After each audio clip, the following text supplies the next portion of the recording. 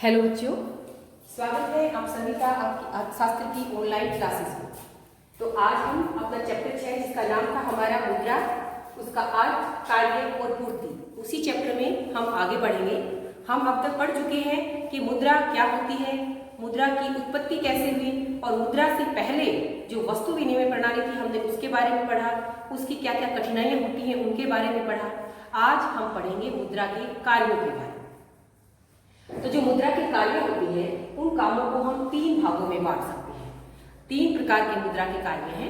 पहले को बोलते हैं हम प्राथमिक या मुख्य कार्य।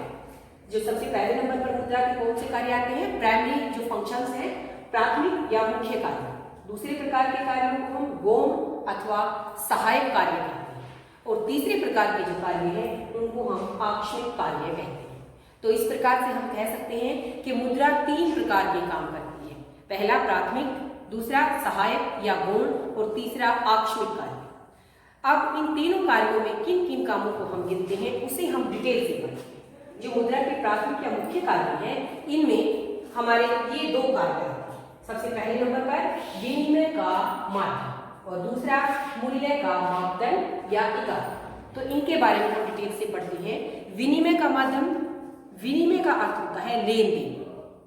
विनिमय यानी कि आदान प्रदान, लेन देन। तो लेन देन के लिए जो लेन देन के का माध्यम होता है कि भाई हमें कोई चीज खरीदनी है, कोई चीज बेचनी है, लेना है या कोई चीज देनी है, तो विनिमय के माध्यम का काम करती है मुद्रा। हम कोई भी चीज खरीदना चाहते हैं तो पैसे में आसानी से वो चीज आ जाती है। किसी भी चीज को बेचना चाहते हैं तो बदले में हमें पैसे मिल जाते हैं आराम से। लेकिन जब मुद्रा नहीं थी और वस्तु विनिमय प्रणाली थी तो विनिमय में हमें बहुत अधिक समस्याएं आ रही थी, बहुत अधिक असुविधाएं हो रही थी। लेन देन हमारा किसी एक चीज के अंदर नहीं था, वस्तुएं थी, कोई वस्तु सजीव है तो कोई वस्तु निर्जीव है, वस्तुएं जगह को, स्थान को भी घेरती थी। तो वस्तु विनिमय प्रणाली में ये बहुत ही बड़ी कठिनाई थी। हमें दोहरे सहयोग की आवश्यकता भी पड़ती थी कि भाई जिस चीज को हम बेचना चाह रहे हैं हमें कोई ऐसा ही ढूंढना पड़ेगा जिसे उसी वस्तु की आवश्यकता हो और जो वस्तु हमें चाहिए वो वस्तु उसके पास अधिक मात्रा में होनी चाहिए। लेकिन जब मुद्रा जब से आई है तो उसने जो दोहरा जो सहयोग था उस कठिनाई को समाप्त कर दिया और विनिमय के माध्यम का बहुत ही सरल और आसान काम इसने कर दिया। तो हम मुद्रा का पहला प्राइमरी या मुख्य कार्य क्या है? विनिमय के माध्यम का कार्य, लेन देन का कार्य। जब से मुद्रा का लेन देन के तौर पर, विनिमय के तौर पर प्रयोग होने लगा तब से इसने विनिमय को, लेन देन को बहुत ही सरल, बहुत ही आसान कर दिया। अब हमें सामान को बेचना है तो पैसे लेंगे, हम सामान को खरीदना है तो पैसे से हमें सब कुछ मिल जाएगा। तो जो वस्तुएं जो बहुत ज्यादा स्थान घेर रही थी और जिसको हमें ढूंढने में दोहरे सहयोग के लिए जो बहुत कठिनाइयां हो रही थी वो सभी कठिनाइयां समाप्त हो। तो विनिमय का माध्यम अर्थात लेन देन का माध्यम।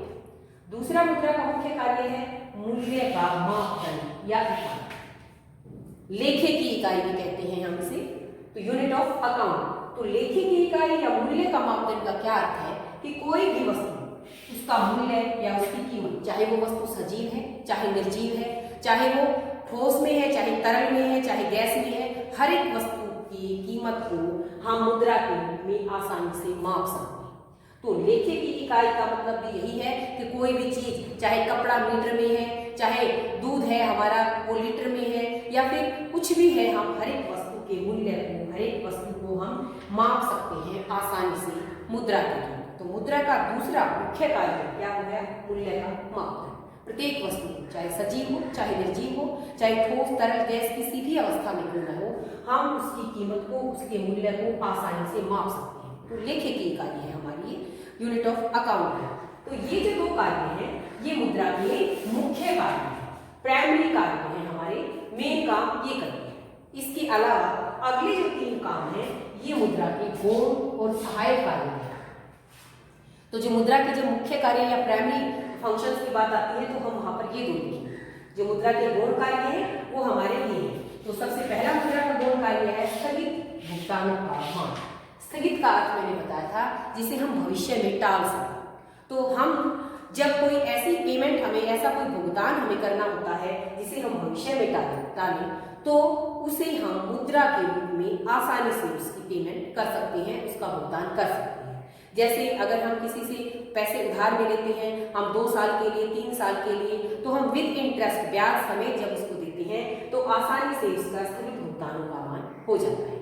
लेकिन जब वस्तु विनिमय प्रणाली थी तो इस तरह से जो भविष्य के लेन देन थे वो संभव नहीं थे, क्योंकि वस्तु विनिमय प्रणाली में वस्तुओं के भविष्य में होने या न होने पर संदेह बना रहता था, क्योंकि वस्तुएं हमारी क्या थी, नाशवान होती थी। वस्तुएं तब तक हो सकता है रहे ही नहीं, वो सड़ गल सकती थी या फिर खराब हो सकती थी। और कई वस्तुएं तो जैसे हमारे जो पशु वगैरह हैं, तो उन चीजों पे तो रखने के लिए, स्टोर करने के लिए भी बहुत ज्यादा खर्चा आता था। तो इस तरह से जो भविष्य के लेन देन, जो स्थगित भुगतान है, उन स्थगित भुगतानों का मान करने में मुद्रा ने उस काम को बहुत ही आसान, बहुत ही सरल बनाया।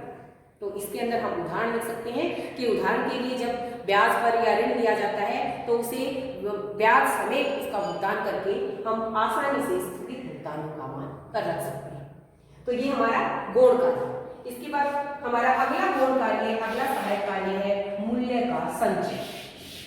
संचय यानी कि जोड़ कर रखना, होर्डिंग करना, जमा करना।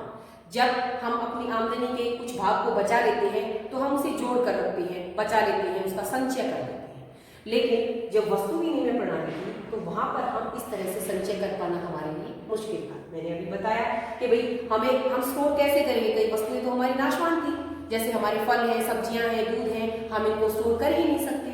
लेकिन अगर हम इन चीजों को, फल सब्जियों को, दूध को, जो नाशवान वस्तुएं होती हैं, ऐसी हर एक वस्तु को बेच के उसके पैसे बना लेते हैं, तो उस पैसे को हम आसानी से संचय कर सकते हैं, स्टोर कर सकते हैं बहुत लंबे टाइम तक।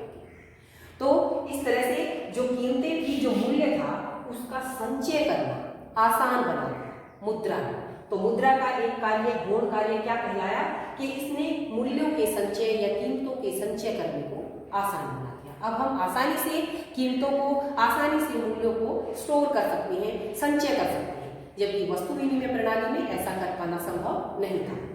तो ये हमारा गौण कार्य है। इसके बाद अगला गौण कार्य हमारा है मूल्य का हस्तांतरण। मूल्य यानी कि कीमतों को हस्तांतरित कर सकते हैं हम आसानी से। हस्तांतरण क्या होता है कि भाई एक स्थान से दूसरे स्थान पर, एक स्थान से दूसरे स्थान पर बदलना या बदलाव, चेंज, हम ये चीजें हस्तांतरण के अंतर्गत आती हैं। तो जब वस्तु विनिमय प्रणाली थी तो हम हस्तांतरण नहीं कर पाते थे। उदाहरण के लिए मैं समझा रही हूँ कि मान लिया हमें अपने यहाँ से कोई, जहाँ पर भी हम रह रहे हैं, हमें वहाँ पर अपना कोई जमीन है, अपना घर है, प्लॉट है, उसे बेचकर हमें दूसरे देश में शिफ्ट होना है। तो वस्तु विनिमय प्रणाली में हम कैसे शिफ्ट होंगे?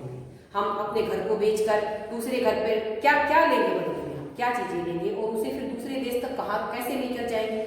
हमने अपने घर को, अपनी संपत्ति को अगर हम देते हैं और किसी दूसरे स्थान पर हम उस संपत्ति को खरीदते हैं तो वहां तक उस संपत्ति को कैसे ढूंढेंगे? तो वस्तु विनिमय प्रणाली में ये हस्तांतरण, ये बहुत ही मुश्किल काम था, लेकिन मुद्रा ने इसे बहुत ही आसान बना दिया।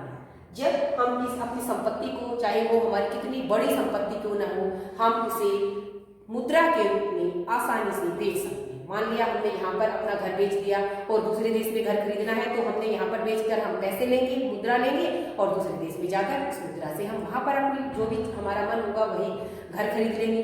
तो इस तरह से मूल्य का हस्तांतरण, एक स्थान से दूसरे स्थान पर कीमतों का भिजवाना अब हमारे लिए आसान हो गया है। तो इस तरह से ये हमारे गौण कार्य और ये हमारे मुख्य कार्य। इसके अलावा जो तीसरे प्रकार के कार्य है हमारे में आकस्मिक कार्य। ये मैंने कुछ आकस्मिक कार्य लिखे हैं। तो सबसे पहला आकस्मिक कार्य है साख निर्माण का आधार। ये शब्द वैसे याद करने में हमें भारी भरकम लगेंगे, लेकिन समझने के बाद बड़ी आसानी से याद रहेंगे।